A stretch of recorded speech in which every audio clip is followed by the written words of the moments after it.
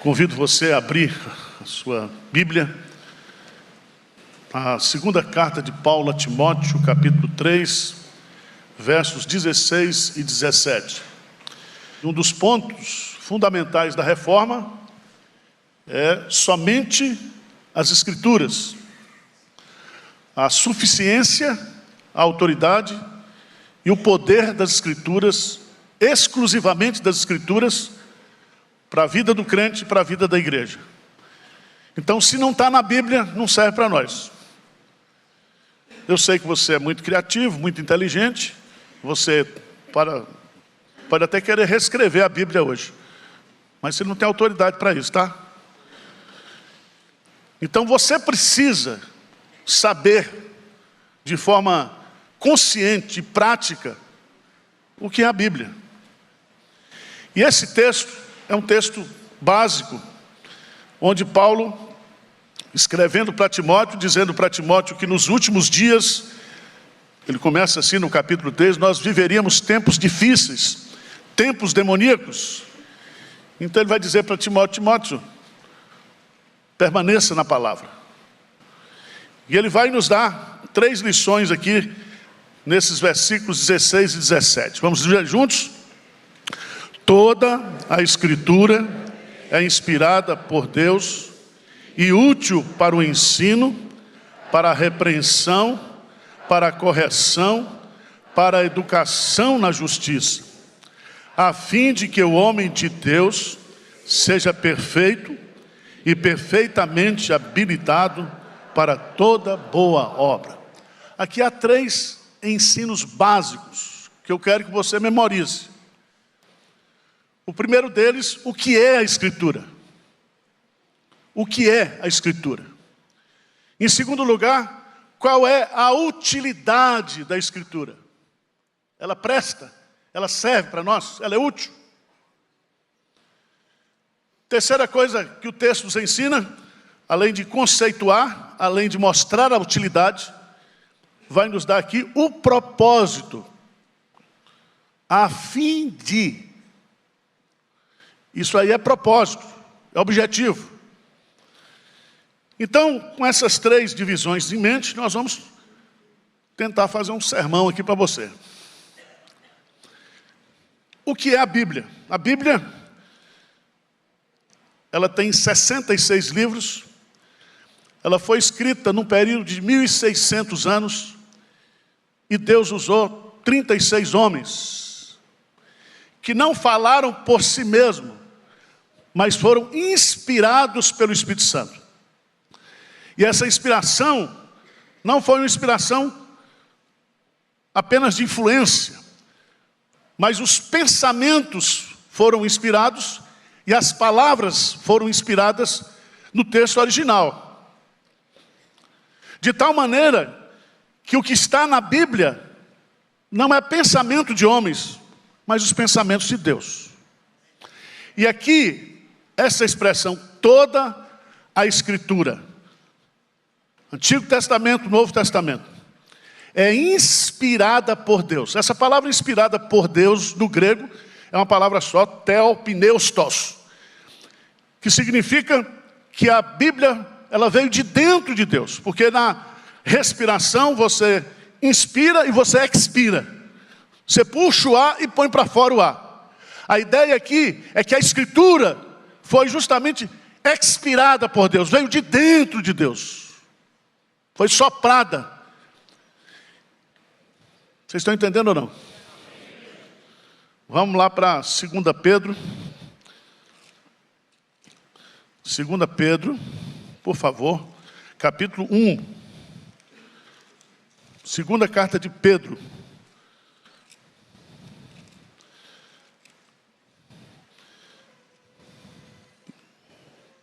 Se você começar aí pelo versículo 16, Pedro está descrevendo aí a superioridade da palavra de Deus. Mas eu queria que você lesse comigo o verso 20 e 21. Vamos lá? 20 e 21, o que é que diz? Sabendo primeiramente isto, que nenhuma profecia da Escritura provém de particular Porque nunca, jamais, qualquer profeta foi dado por vontade humana. Entretanto, homens santos falaram da parte de Deus, movidos. Então presta atenção. Entretanto, homens falaram da parte de Deus. Mas para falar, tem que ter o pensamento.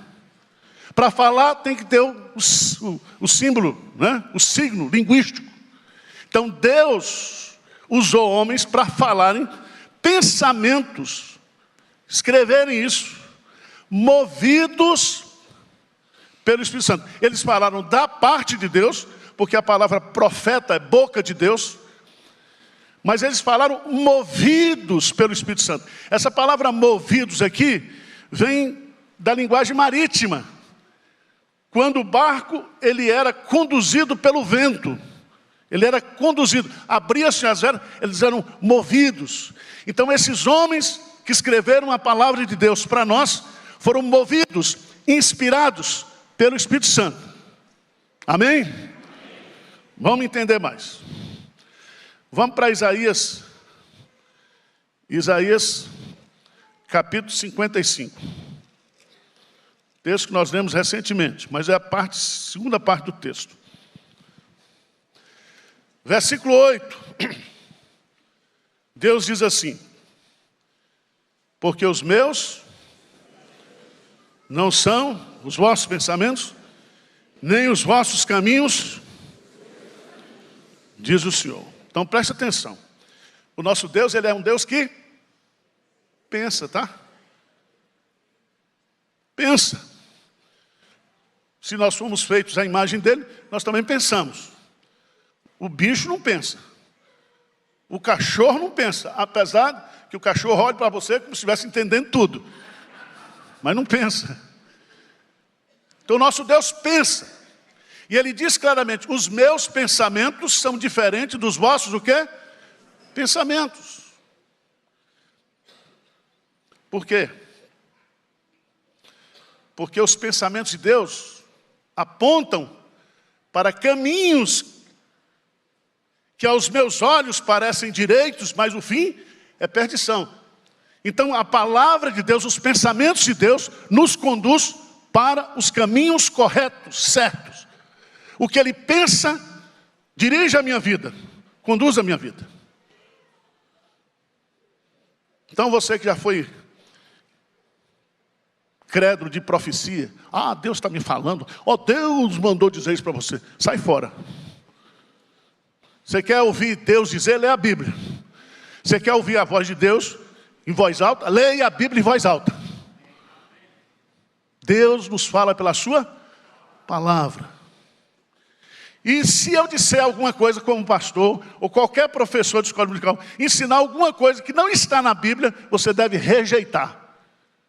Somente as Escrituras. Mas o texto é bonito, de Isaías. É lindo esse texto. Porque os meus pensamentos não são os vossos pensamentos. Veja no versículo 9. Vamos ler juntos?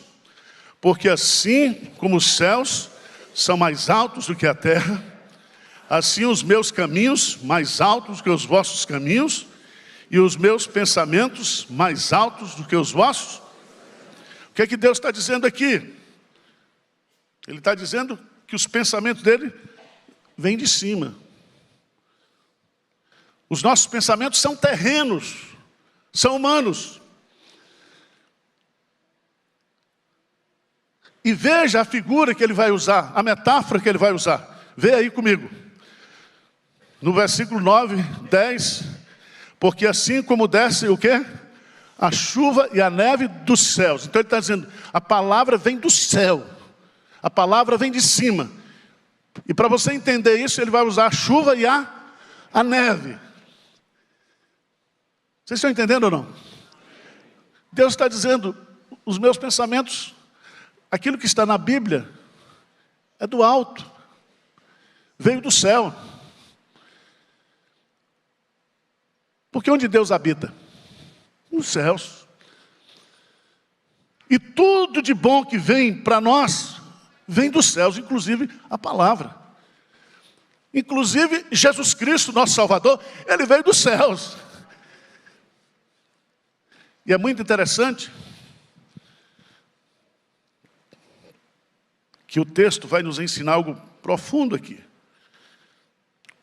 Porque assim como descem a chuva e a neve do céu, e para lá não tornam, sem que primeiro reguem a terra e a fecundem e a façam brotar, para dar semente ao semeador e pão ao que comer. Lê comigo o versículo 11, bem forte. O que é que diz? Assim será a palavra que sair da minha boca. Não voltará para mim vazia, mas farás o que me apraz e prosperará naquilo. Veja a lógica do texto. Nós temos um Deus que pensa, nós temos um Deus que pensa caminhos para nós, e esse Deus que pensa, ele fala, porque só pensar não resolve. Ele diz assim, será a palavra que sair da minha boca, boca de Deus. Não é da boca do pregador, da boca de Deus. É a palavra de Deus que tem o poder de germinar. Vocês foram regenerados pela semente da palavra de Deus. A palavra é a semente do reino. É a palavra que fecunda e gera em nós vida espiritual. Então toma cuidado, tá? Jeremias 23. Por favor. Jeremias 23. Todo mundo gosta de falso profeta. Até eu mesmo gostaria de fazer uns encomendas. Certo? Todo mundo gosta. Ah, pastor, eu queria saber meu futuro. E o povo gosta de novidades. Ó, tem um pastor ali, está pregando, ele está falando tudo. E o que ele fala acontece comigo. Não vá nessa, meu irmão. Jeremias capítulo 23. Deus faz uma profecia contra os falsos profetas. Versículo 16 diz assim: assim diz quem? O Senhor dos exércitos. O que ele diz? Não deis ouvidos às palavras dos profetas que entre vós profetizam e vos enchem de vãs esperanças. Falam visões do seu coração, não o que vem da boca do Senhor. Dizem continuamente aos que me desprezam: o Senhor disse, paz, né, tereis. E qualquer que anda segundo a dureza do seu coração diz: não virá mal sobre o ano, continua no pecado. Não, isso não é pecado não. Está cheio de pastor dizendo: isso não é pecado não. Ele está falando por conta própria. Ele não está falando como boca de Deus. E aí você vai descobrir qual a recomendação de Deus? Não deis o quê? Ouvido. Então para de ficar assistindo esses vídeos de gente que não está pregando a Bíblia, ensinando a Bíblia. Vocês estão entendendo ou não? Depois ainda vem me dar trabalho aqui.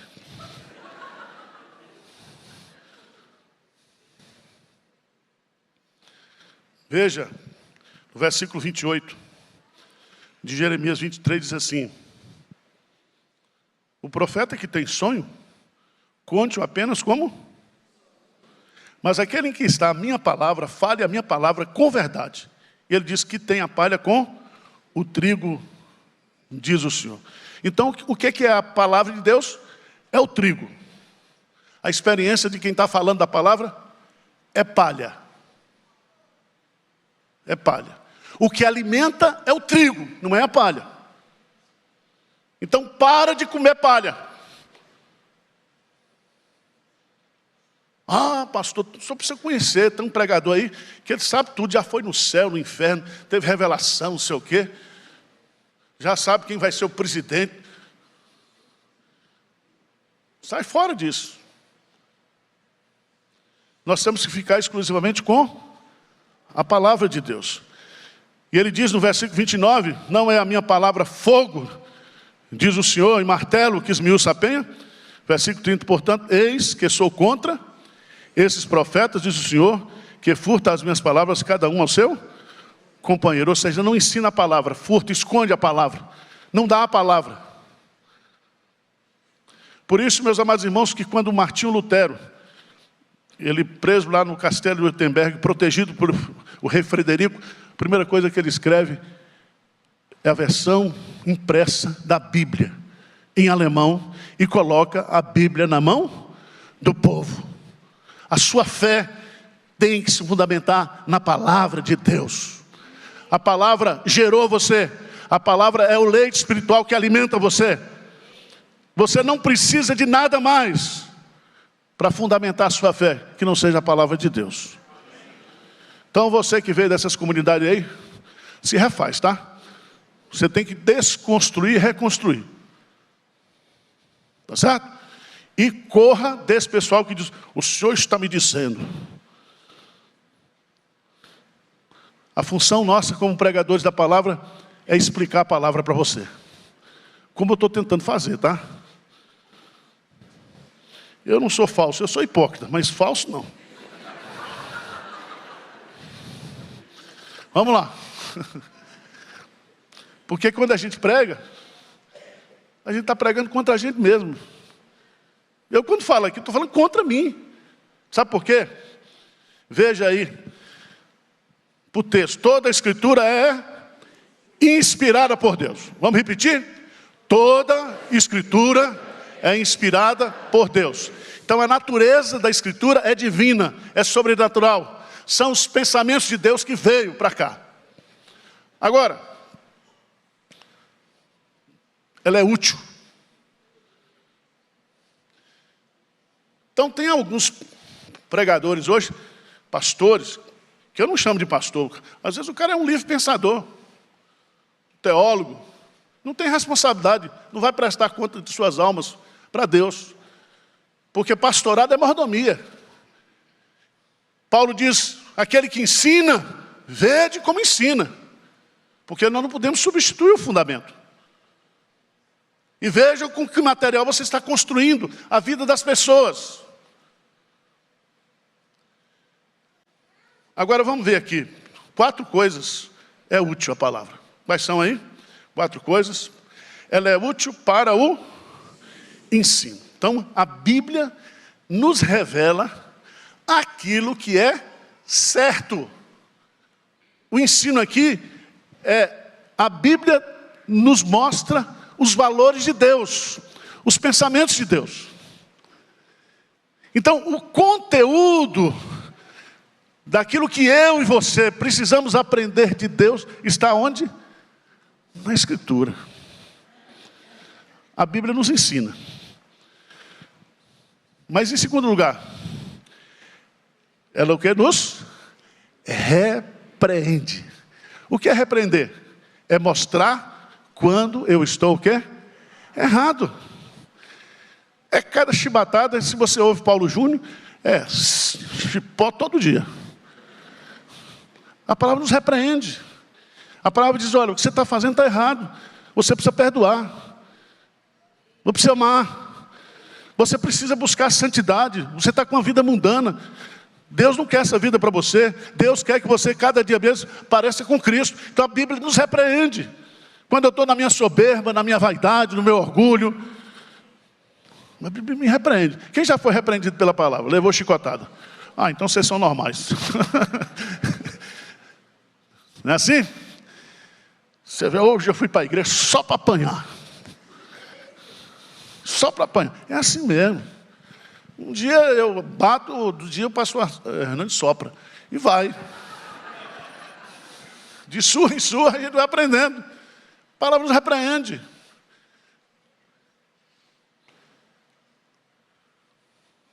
Em terceiro lugar, ela é útil também para quê? Nos corrigir. Esse verbo corrigir significa trazer você de volta para o caminho certo.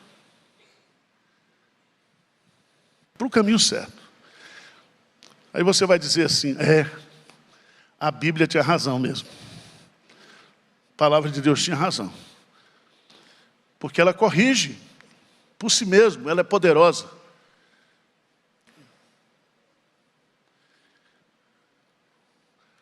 Vamos voltar só um pulinho lá, Salmo 19.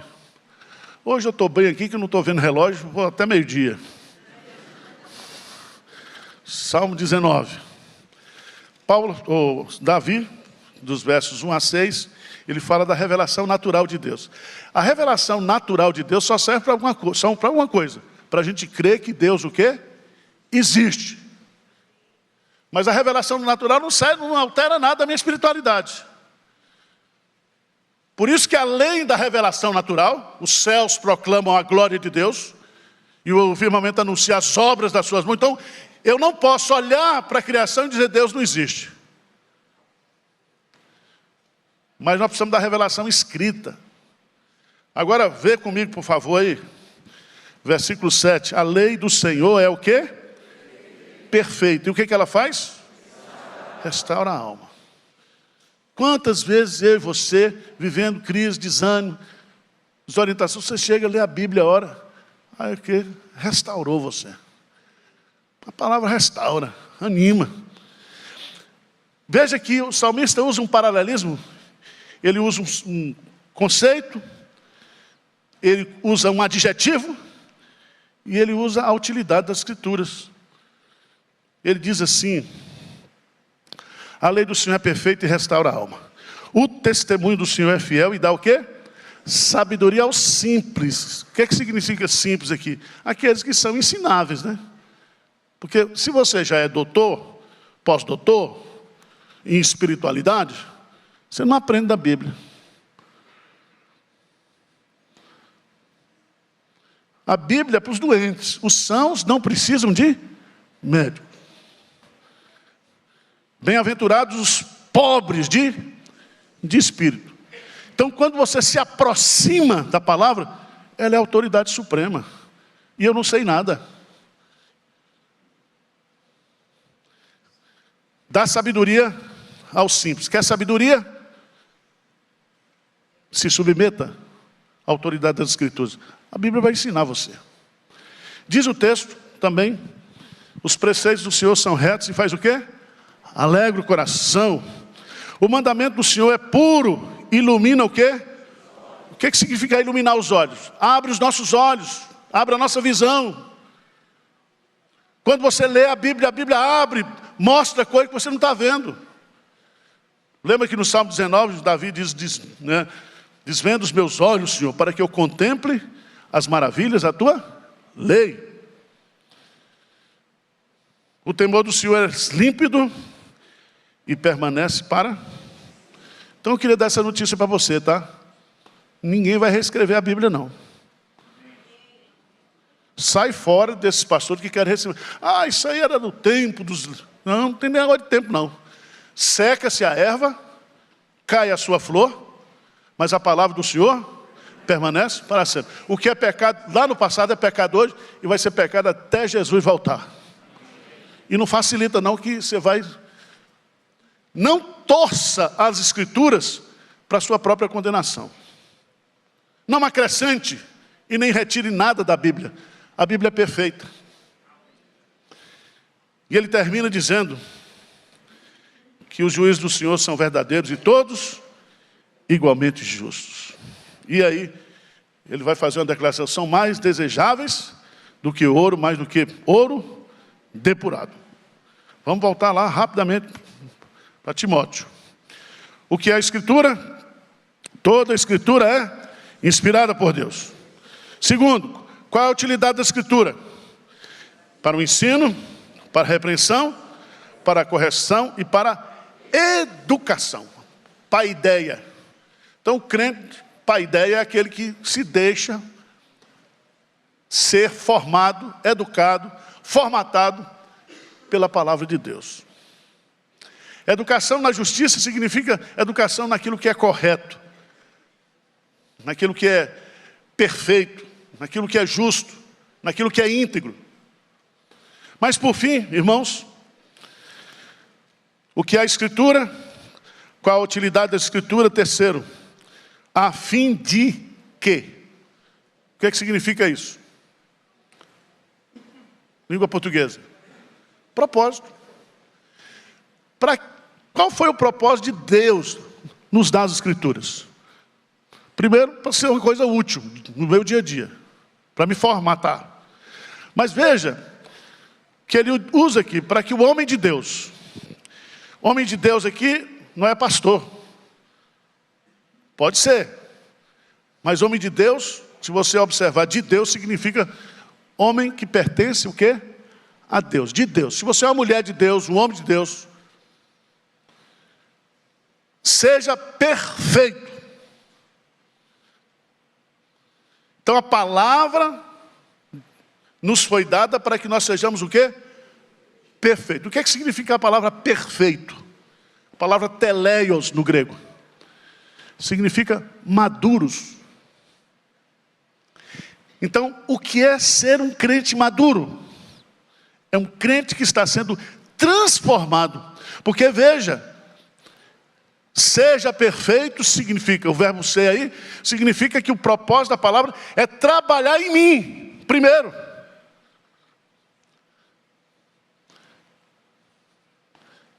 A palavra de Deus, ela é poderosa.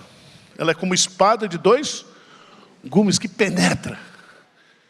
Então a palavra tem como propósito, primeiro, transformar a mim. Me dá maturidade, me dá crescimento. Mas não somente isso. Qual é o segundo propósito da palavra?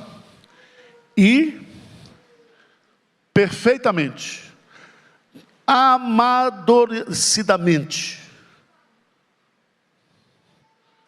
habilitado para toda. Então a palavra nos transforma e a palavra nos capacita para fazer a obra de Deus. Porque nós temos que fazer a obra de Deus usando o que? A palavra. Vocês estão entendendo ou não? Um esforço danado aqui. Vocês ficam rindo para mim? Não ri não. Chora. A Bíblia somente. A Bíblia somente. Não é a Bíblia mais o ascetismo, não é a Bíblia mais as boas obras. Somente as Escrituras. Eu quero concluir chamando a sua preciosa atenção, porque a reforma que está completando agora 505 anos, ela precisa continuar nas nossas vidas. Nós temos que tirar da nossa vida tudo aquilo que não está onde? Na palavra de Deus. Nós temos que voltar à simplicidade das Escrituras. Você tem que ler as Escrituras todo dia. Você tem que amar as Escrituras. Moisés, ele, lá em Deuteronômio, foi até o tema aqui do ano que nós usamos na liturgia, Deuteronômio capítulo 32.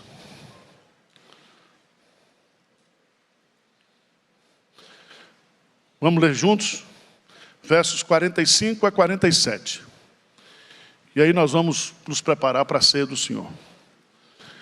Deuteronômio, capítulo 32, 45 a 47. Vamos lá? Tendo Moisés falado todas essas palavras a todo Israel, disse-lhes: aplicai o coração a todas as palavras que hoje testifico entre vós. Ordeneis a vossos filhos que cuidem de cumprir todas as palavras dessa lei, porque esta palavra não é para vós outros coisa vã, antes é a vossa vida. Prolongareis os dias na terra, a qual passando Jordão, ides para possuir. Amém.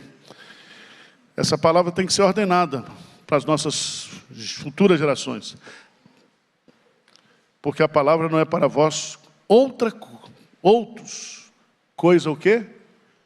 Vã. A palavra de Deus é a nossa vida.